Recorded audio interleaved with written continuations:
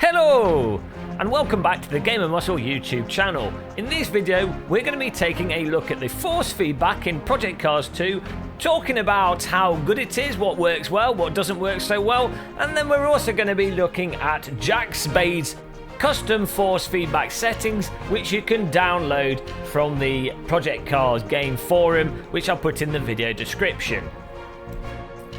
Now in total, I probably spent around about 4.5 hours messing around with Project Cars 2 force feedback settings. That's the type of life that I have. And I have to say, after trying just about every single combination within the game itself, the different flavours, mostly the raw setting, and also Jack Spade settings, my general conclusion with the force feedback in Project Cars 2 is that it does some things really quite well, and other things seem to be somewhat lacking. So, straight to the nitty gritty, the things that it does really well: road texture comes through really nice and clearly, so bumps, vibrations, curbing, and you can feel that kind of detail really nicely and control it really nicely by just moving the effects slider in the game up and down, depending on how much of a hand massage you would like from your steering wheel. I think also what the game does really well is the self-aligning force feedback. And for those of you that don't know, that's basically the tendency for the car to want to straighten itself up and want to take the path of least resistance. So when you pop the back of the car out, the steering should essentially counter-steer the vehicle for you, which makes catching slides a lot easier than if you, for example, were playing with a gamepad or playing with a steering wheel with no force feedback, because the car is always trying to stabilise itself. The way the force feedback also loads up at higher speeds, either from downforce on the vehicles or gyroscopic effects of the tyres rotating faster, and also when you go through divots on racetracks, seems to work really nicely and really conveys the undulations of the track, and really does also convey the sense that you're actually going faster and the car's going to stick through corners that are taken at higher speeds.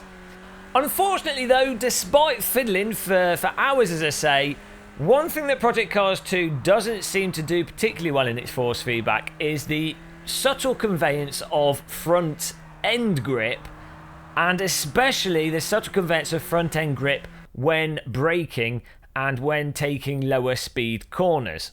In my opinion, the ideal situation for force feedback with driving simulators is for it to convey useful information that informs you how to approach a corner and what's going to happen with the vehicle as you're going into the corner, whilst you're going through the corner, and when you exit the corner. And I'd say where Project Cars 2 really shines is on the exit of corners and midway through the corner. In fact, you actually get a really nice feel for what feels like tyre flex and tyre load mid-corner, which is better, I think, than most other simulators, actually. But it's that entry into the corners where it's just devoid of life. It's like a pit of no feel. Which is rather unfortunate, because that's probably one of the most crucial parts of driving when it comes to actually going fast and doing more competitive lap times. And as I say, despite going through Jack Spade's force feedback files, trying all of them and trying every possible setting in the game, all the different slider values, really it is only cars that have very springy and bouncy suspension that give you an idea of what the front end is going to do, mostly because you can feel the suspension travel and then use that to inform you what the tyres are likely going to do in response. The tighter the vehicles you get to, the less of that on the brake, how much do I turn in, how much turn in will cause understeer, how much speed can actually carry through the corner, force feedback will you actually get. Now don't worry, because Project Cars 2 isn't the only simulator that seems to have this, what I consider a problem. I'd say that iRacing in particular is also really quite vague in this regard, and it's only really Assetto Corsa I find that totally nails this on the brake feel and communication of front end grip through the force feedback. And what I've really found in Project Cars 2 is that you have to fall back on your ears to determine grip levels on the braking and with the front end by listening to the skid sound and the tone of the skid sound to work out how much grip you've got from that skid sound.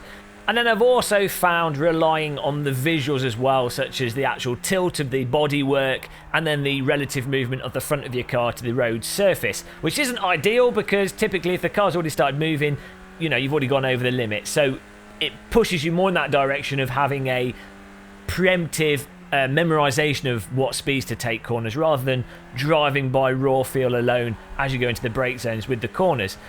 Now, I hope that maybe in the future there might be some solution to that. Maybe someone will find a magical force feedback fix. But as I say, going through all the force feedback settings and Jack Spade's force feedback settings, whilst also using an absolutely absurd direct drive wheel in the form of the SW20, I just can't get it. And if you can't get it with a direct drive wheel, then I don't see how you can get it with any wheel. That said, I'm not being a total Debbie Downer. As I say, the self-aligning, which is the most important force in terms of stopping you from crashing and just having basic control of the car, is fantastic. And the mid and exit of corner forces are actually really quite nice and really make driving satisfying at a basic haptic level with Project Cars 2. And in many cases with lots of the cars in the game, no worse than, say, something like iRacing. Now, moving over to Jack Spade and his force feedback files, which you can get from the Project Cars 2 forum linked in the video description, I definitely think it's worth downloading them, and all you need to do is just stick one of the text files that he's done in your Project Cars 2 documents folder and just rename it so it replaces the custom force feedback text file. And you might find that in some cases it makes your force feedback feel better with your wheel, and other cases it doesn't make much difference. In my case with the direct drive wheel, I'm using his mid force feedback for the custom settings. It's not, it's not night and day over the default settings if you set the default settings up in game to something you like with fiddling. So, it's not the be all and end all, but I could definitely see how with consumer wheels, where they don't really have that much power or rotational speed compared to a ridiculous direct drive wheel, that you might actually be able to use Jack Spade settings to magnify certain effects and forces from the game and make them more clear for them to actually come through on your consumer steering wheel and give you more information. So it's going to be a case of you're just going to have to try them yourself and see which one you happen to like the most. So really, Project Cars 2 force feedback is a mixed bag. You notice a big difference going from car to car, and you also notice differences from car setups, which isn't necessarily unrealistic. You also notice this particularly is the case in R Factor 2, and you tend to find and expect in reality, from my understanding, that stuff like caster settings and certain settings that affect the geometry of the front wheels of the car particularly can change the actual force feedback feel.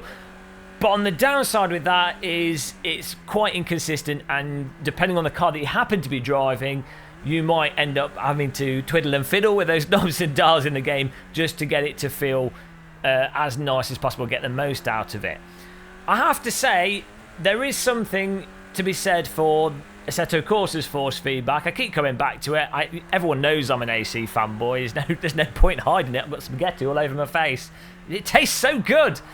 But there has to be something said with Assetto Corsa. You can just run with the defaults and it just works across the board. Maybe there's some cars where it's not mind-blowing and other cars work better than others, but in general, it just works. Whereas in Project Cars 2, the force feedback is a little bit of a fiddle, but at least the options are there to allow you to fiddle, and in most cases you can get it to a fairly decent level, I think, with the good cars in the sim. Now, some other tips that I think are useful. In the menu system, you can bind the volume, the force feedback volume, to a knob or a button on your sim rig, which you can then push to increase or decrease the volume. And it has to be said, if you're on PC, you should really keep the gain to 100 at all times and never really touch that slider. If you want your car to have weaker force feedback, then just turn the volume down. And if you've bound it to a button, then when you jump from car to car, you can just push your button to change the volume on the fly whilst in the track, actually, with that car, which is really nice. The same thing also being the case with the tone setting. Now, for those three of you that have direct drive wheels and are wondering what I'm using at this point in time, I've put my MOS settings on the screen. I've not tried the latest Granity ST Simucube drivers yet. We'll have to give them a go at some point. I'm waiting for them to maybe be fleshed out a bit more. But yeah, we've got the MOS settings there. You notice we've got everything. We've got it on 100%. Only 9 on the overall filter, just to dampen out some of those vibrations you get, making it feel a bit more rubbery. And then the dampener I've got on 11.82%. I don't know why. That's just where the slider went to, and 27% saturation. The reason I put the dampener on like that is to remove that sort of springiness that can occur with some cars, but that varies from car to car in Project Cars 2. Those of you with wheels like the G29, G25, TSPC Racer, T300, T500, Fanatec Club Sport, Porsche wheels, all those wheels, it really is going to be a case of just fiddling with the settings. There's not going to be a defined best solution.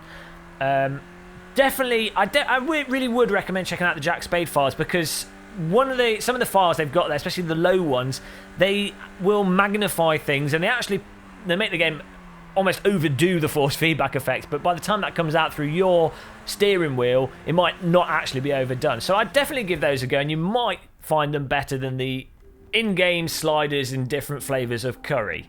So I'm sorry this video isn't just a golden bullet of do this setting with this wheel and it's perfect, because force feedback just isn't that convenient, especially in the case of Project Cars 2. But it's not bad, and well, we'll see how it improves over time and how it changes over time. But for the most part, I'm actually pretty happy with it, and I am actually having a really good time in Project Cars 2, especially the ad hoc multiplayer. I can't remember the last time where I just sat down and played a driving simulator for 7 hours straight whilst wanting to die because I needed to sleep. So they've done something right, and well, there you go. Hopefully this video was useful. What I will do is a separate video going over the individual sliders, what they do, and just do that as a really short video that people can link to get information very quickly. This was like a ramble through the English countryside. But let me know in the comments what you think, what you found with your specific wheel, your recommended settings, and well, there you go. Subscribe for more highly arousing, erotic force feedback videos. Don't forget to like and dislike and all that business. Take care. Goodbye.